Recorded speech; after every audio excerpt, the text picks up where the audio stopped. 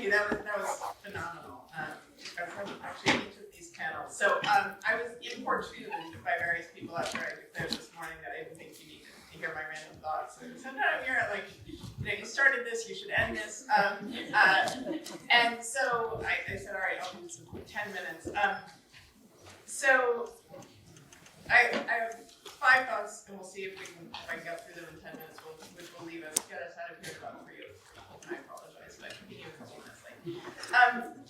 The first thing is actually just an outright assertion. Most of these others will be invitations, whatever, like let's think together about this. But what I found the last 2 days really, really, really thought-provoking. I learned a lot. I have lots of ideas, unanswered questions, etc. And I want to make an assertion about one of the reasons that was true.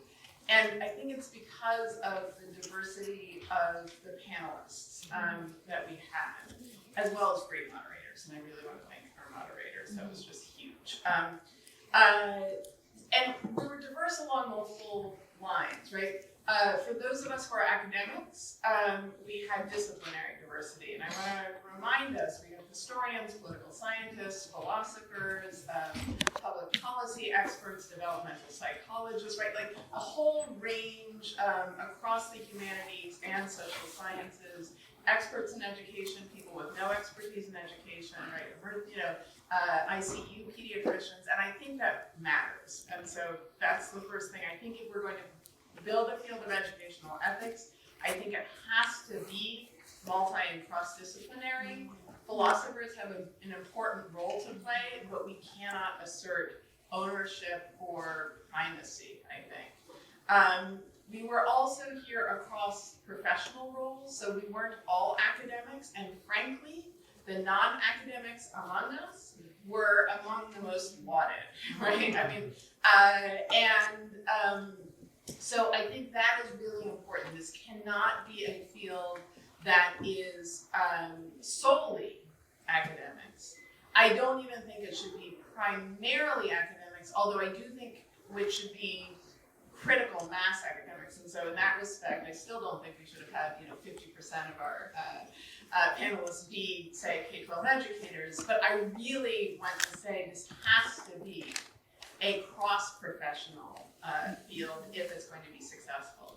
It was also diverse across personal experiences, across contexts, not across as many national contexts as I would have liked. We got this grant from Spencer in 2014, and there's been a lot of inflation since then. Plus, we spent a lot of money to plan the first conference that didn't happen, and so we saved money by getting mostly domestic speakers.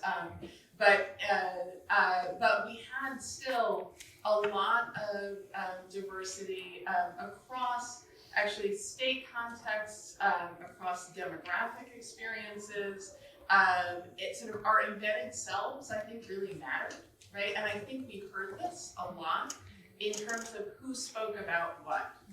And so I want to say, I think it's really, really important that we strive, and philosophy is known to be terrible about this, although, like making some statements in the right direction. Academia, especially elite academia, is still not very good about this at all, right? We need to strive to make this a multiracial, multinational, multi-experiential field, if it is going to be a good field. It could be potentially a successful field without being those things, but that wouldn't make it a good field. And I think if we want it to be a good field, it needs to be inclusive and diverse in those ways. And I also want to say it was diverse around career stage, and I think that really mattered too.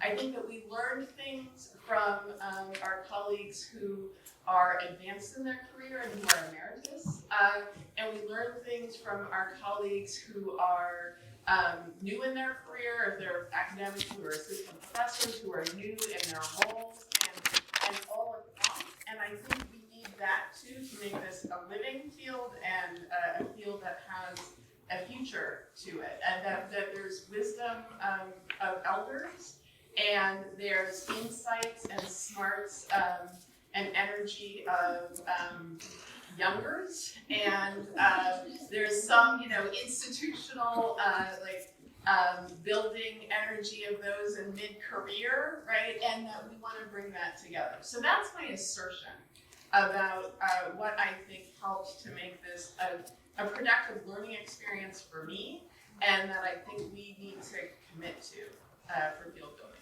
That's number one. Number two, I just want to remind you about the trajectory of the past 2 days, because my mind is so full with the substantive insights and provocations from these 3 panels today that we're looking at these new directions that we're basically, Mira thinks that there were some things that we haven't talked about enough, so I put together, panels on them. But yesterday we were thinking about what is the shape of the field, right? How do we define the space? And I think that both of these are really important. Obviously, we could have had 20 different substantive panels today, and we could have done really different and more expansive space defining yesterday. And it's not as if we got it, right? It's not as if we defined the space and we're done.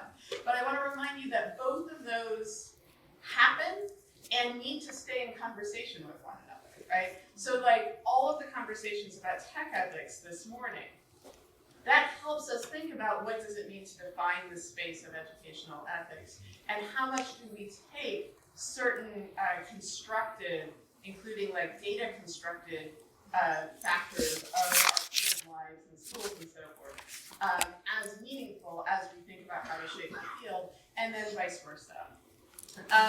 The one thing that wasn't part of this conference, and that leads me to the third point, is except for in our final panel yesterday on thinking about other forms of professional ethics, was questions about professionalization and institutionalization. What does it mean to go from conceptualizing a field and trying to make the case for the need for its existence to actually bringing it into being in a way that can be sustained economically, right? Institutionally, giving people actually the things that they need for their careers so they are successful. So it's not like what Katie Keeler talked about yesterday, doing this on your own time just because you're passionate about it, right? That gives it visibility. And there are all sorts of pieces about that, about institution building and sustenance, that Randy and Harry talked a little about last night, for those of you who were at the dinner, about things like founding journals, training graduate students, creating centers. People have talked to me about the need for future conferences. I'm yeah, find me money, and then yes. But clearly, we will need to, do that. There are all sorts of pieces like that. So I want to say that that's something that is for the future that we didn't talk about now. And so, so somebody said to me, Terry said to me, well, it's right. So you need to give us our marching orders about, in part, those things. I don't actually believe in marching orders. I really believe in distributed ownership, and that actually is a claim about institutionalization, right? And so I do hope. I said to you yesterday morning that I hope that those of you who are here would feel a sense of occasion and feel a sense of ownership and be able and want to say a decade from now, or maybe even tomorrow, I was there, right? That was me. I helped to contribute to the founding of this field. And what that means is not only I was there, but I also now, as a field builder and a field generator, I am going to take this and I am going to do something with it. And it's going to have to be distributed, and it's going to be, and based on the first thing I said, it has to be multivocal, diverse in varieties of ways, which means that we may actually disagree with each other about what we try to create and do, and that, I think, is actually the sign of a healthy field.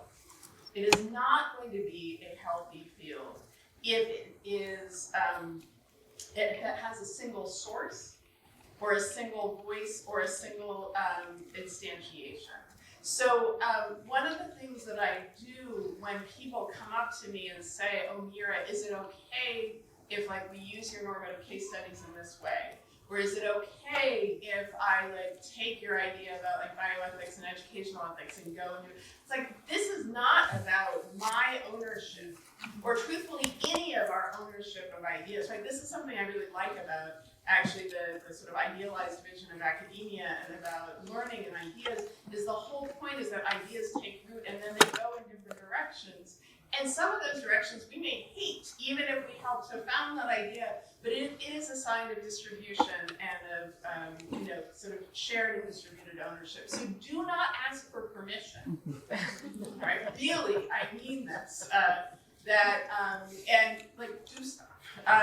So that gets us to the fourth thing, which is that it's also from Terry.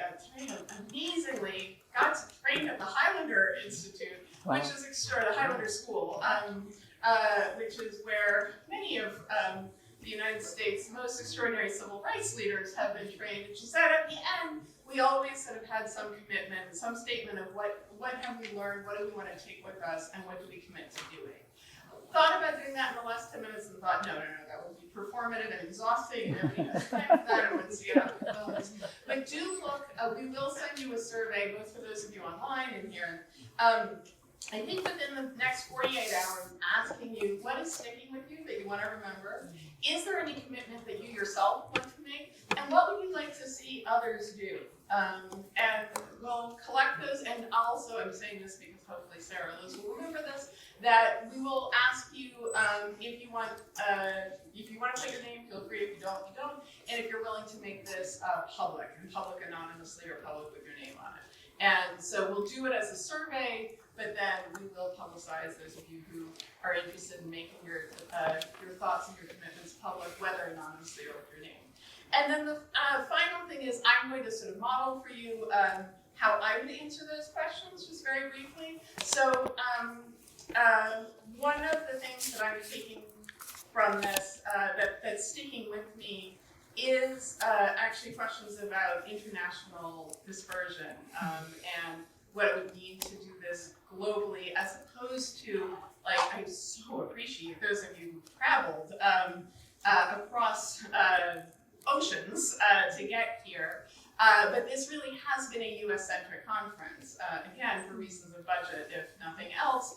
And so I want to take with me, like, thinking about what does it mean to look at this, not looking towards the North Star, but toward a Southern Cross. So that's one idea that's sticking with me, along with like 18,000 other ideas from the panel. Two of my, these aren't action commitments, but they're action ideas. One is, this is a warning to you, Jess, and also to our colleagues from the Brookline Public Schools. I'd started yesterday morning saying, imagine what it would look like in 2050 if we had clinical educational ethicists in residence, in school districts, in teachers unions, in Teach for America, etc. I'm actually going to propose, if I can figure out any money to do it, that if you're open to it, we actually establish a partnership and embed an educational ethicist with you as a sort of offering from Mother Harvard, if we can get, figure out payment for whoever will do it. So that's one thing I'm taking. Let's just sort of try that out. Actually, there is a private school that's been working with me on this, and as I told him, I don't know why I'm working with you, except that you have the money and time to do it. And so here I am, but I want to, get myself beyond that. My other commitment, which is a potential commitment of you guys, is so we did these as panels because I wanted to lower the stakes for getting most of you to say yes, because this was a non-existent field. I'm asking many of you to speak outside your domain of expertise, and many of you were gracious enough to say yes to talk for 8 minutes and then participate in a conversation, and that's a lot lower bar than, say, writing a paper.